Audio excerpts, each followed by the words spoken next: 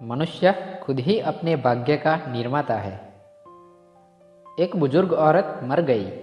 यमराज उसे लेने आए। औरत ने यमराज से पूछा, आप मुझे स्वर्ग ले जाएंगे या नरक? यमराज बोले, दोनों में से कहीं नहीं। तुमने इस जन्म में बहुत ही अच्छे कर्म किए हैं, इसीलिए मैं तुम्हें सीधे प्रभु के धाम में ले जा रहा हूँ। बुजुर्ग औरत खुश हो गई, बोली, धन्यवाद, पर मेरी आपसे एक विनती है। मैंने यहाँ धरती पर सबसे बहुत स्वर्ग नरक के बारे में सुना है। मैं एक बार इन दोनों जगहों को देखना चाहती हूँ।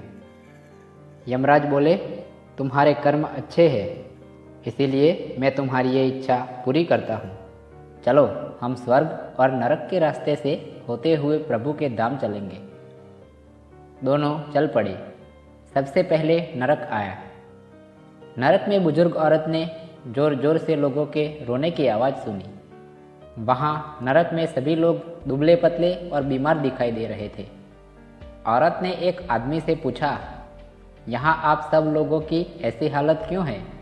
आदमी बोला, तो और कैसी हालत होगी?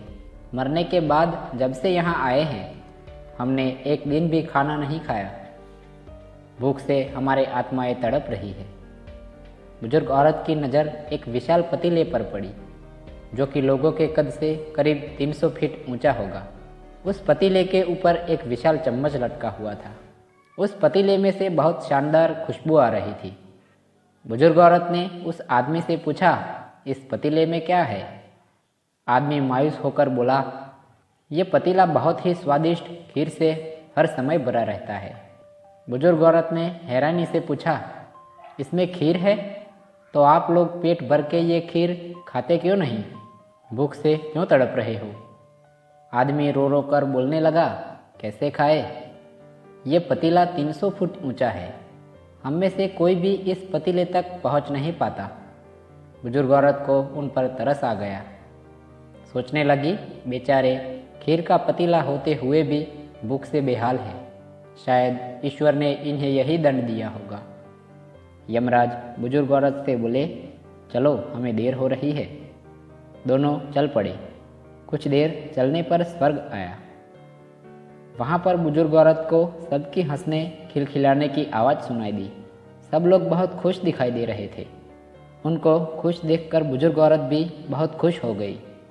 पर वहाँ स्वर्ग में भी बुजुर्ग औरत की नज़र वैसे ही 300 फीट ऊंचे पतीले पर पड़ी, जैसा नरक में था।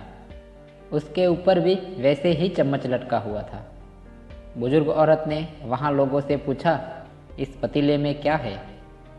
स्वर्ग के लोग बोले, इसमें बहुत स्वादिष्ट खीर है। बुजुर्ग औरत हैरान हो गई। उनसे बोली, पर यह पतीला तो 300 फीट ऊंचा है। आप लोग तो इस तक पहुंच ही नहीं पाते होंगे। उस हिसाब से तो आप लोगों को खाना मिलता ही नहीं होगा। आप लोग भूख से बेहाल होंगे। पर मुझे तो आप सब इतने खुश लग रहे हो, ऐसा कैसे? लोग बोले, हम तो सभी लोग इस पतीले में से पेट भर के खीर खाते हैं। औरत बोली, पर कैसे? पतीला तो बहुत ऊंचा है। लोग बोले, तो क्या हो गया? पतीला ऊंचा है तो यहाँ पर कितने सारे पेड़ हैं। ईश्वर ने ये पेड़ पौधे, नदी, झरने हम मनुष्यों के उपयोग के लिए तो बनाए हैं। हमने इन पेड़ों की लकड़ी ली, उसे काटा, फिर लकड़ियों के टुकड़ों को जोड़ के विशाल सीढ़ी का निर्माण किया। उस लकड़ी की सीढ़ी के सहारे हम पतीले तक पहुँचते हैं और सब मिलकर खीर का आनंद लेते हैं। बुजुर्ग औरत यमराज की तरफ देखने लगी। यमराज मुस्कुराए और बोले, ईश्वर ने स्वर्ग और नरक मनुष्य के हाथों में ही सौंप रखा है। चाहे तो अपने लिए नरक बना लो, चाहे तो अपने लिए स्वर्ग। ईश्वर ने सबको एक समान हालतों में डाला है। उनके लिए उसके सभी बच्चे एक समान हैं। वो किसी से भेदभाव नहीं करता। वहाँ नरक में भी पेड़ पौधे सब थे, पर वो लोग खुद ही आलसी हैं। उन्हें खीर हाथ में चाहिए। वो कोई कर्म नहीं करना चाहते, कोई मेहनत नहीं करना चाहते, इसीलिए भूख से बेहाल है। यही तो ईश्वर की बनाई इस दुनिया का नियम है। जो कर्म करेगा, मेहनत करेगा, उसी को मीठा फल खाने को मिलेगा। इसीलिए दोस्तों, मेहनत करें, अच्छे कर्म करें और अपने जीवन को स्वर्ग बनाएं।